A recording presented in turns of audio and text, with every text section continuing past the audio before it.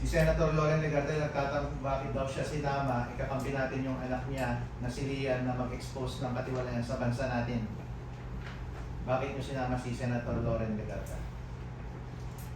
Totoo naman sir na drop kami ng dalawang maleta dun sa bahay na. Kasama mismo si Kung Salvi. Kung Salvi. Ano kaya usapan nila? Ano pa pala? Hindi ko alam.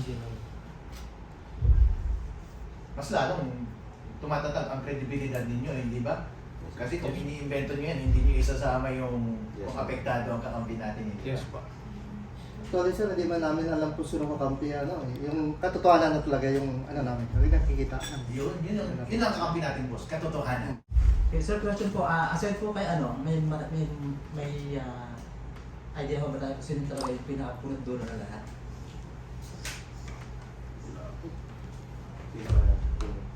Pinakapuno. Pinakapunan pa. Andun.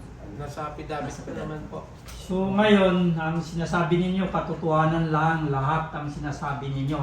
So alam ko, pagka sinasabi ninyong katotohanan lang lahat yung nilalahad ninyo, ibig sabihin kahit saan tayo makakarating, hindi yun hindi kayo pwedeng umatras.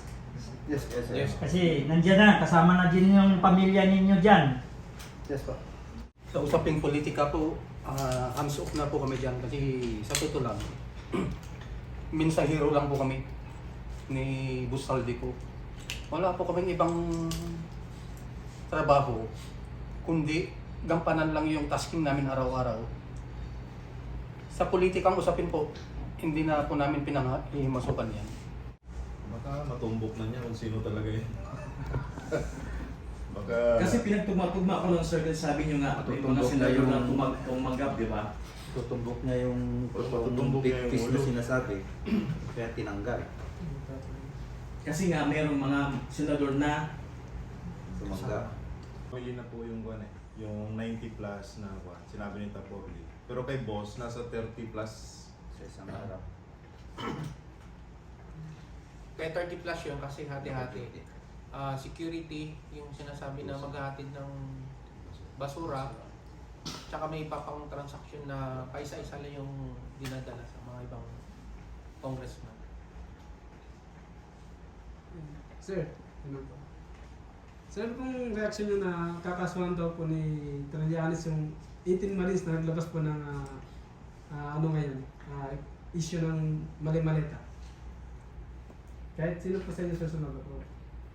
Unang-una sir, siyempre, madismaya ka kasi naglalahad ka ng katotohanan talaga. Tapos bigla nang darating yung nakakasuhan ka. Pero na-expect naman namin yan, ganyan talaga mangyayari. Pa rin kami, ituloy pa rin namin kung anong dadatnan. Yes, sir, follow-up ko lang sir. Sa dami ng mga nagkakaso sa inyo ngayon, and for sure meron pang mga parating na mga kaso na ipa-file sa inyo. So, tuloy na ba ito ba kahit anong gagawin nilang intimidation, pressure, whatsoever, threat, wala na ba pong recantation to? Tuloy na kahit Tuloy na, Tuloy. hanggang dulo. Yes po. Sir, tanong ko lang po, si Trillanes, hindi ko ba siya nakatanggap? Natatanggap po yan. Kasi lagi friend po yan siya sa town Taon house. na naka-meeting. Tapos meron ding isa sa kasamahan namin po, hindi lang po nakasama, na mismo sa bahay po niya inatid yung maleta. Saan po yung bahay niya, sir? Hindi pa namin Yung kasama namin sana makakasagot kaso inano niya yung family niya. yeah, may sagot na kanina. Yan, Antipuro. So walang sa inyo kahit isa sa inyo na personal talaga na kilala si Trillanes. Kilala na po. si Sir Yan. Yung bang kadikit mismo na report ka o walang gano'n sir. Basta kilala lang. Kakilala. You mean close?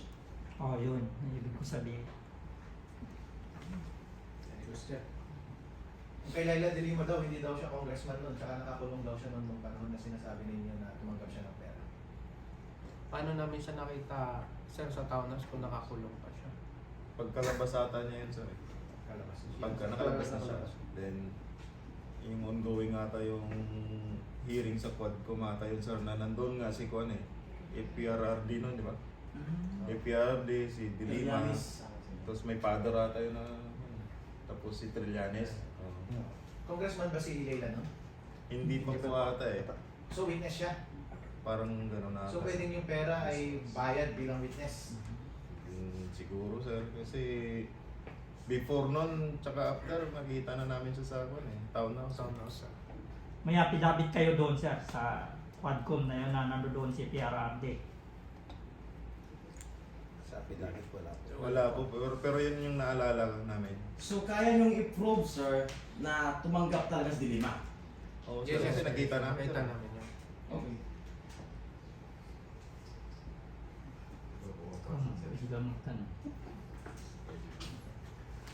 Ito tayo sir, tanong no? Ano mapanawagan niyo sa taong bayan para suportahan niyo?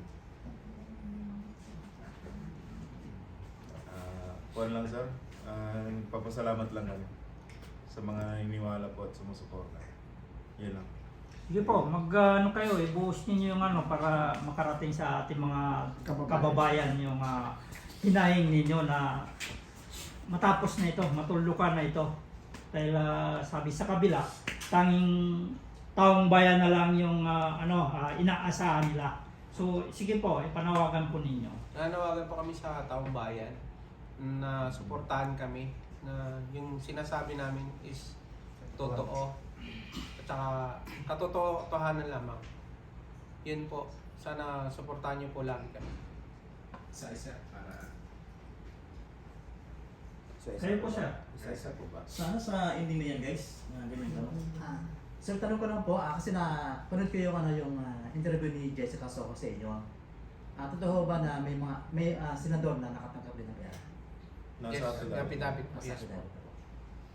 So, pwedeng malaman kung ilan na senador ang possible. Nasa affidavit, sir, hindi Sir, namin maalala kung ilan sila. Lima. Pero, Sobra. Sobra. so, meron po talaga. Yes. So ano yung criteria para makatanggap ang isang senado? Out of the 24, bakit di lang nakatanggap? Ba't yung iba hindi tumatanggap? Hindi namin kwan, sir. Basta ang alam namin, para doon, ihatid namin. Yun lang ang kwan namin, sir eh. Ang EA kasi ang kwan, sir eh. Pag-communicate sa kanila, then kami, sabihin na, hatid natin to doon kay Senator Juan. Kung ano lang ang sinasabi ni Congressman. Yes, sir. At saka ng EA, sir. Sa affidavit ninyo, si Erwin Tulfo nandun, naka-receive siya ng pera nung siya ay congressman tsaka nung senator din siya. Ano kayang kapalit nun?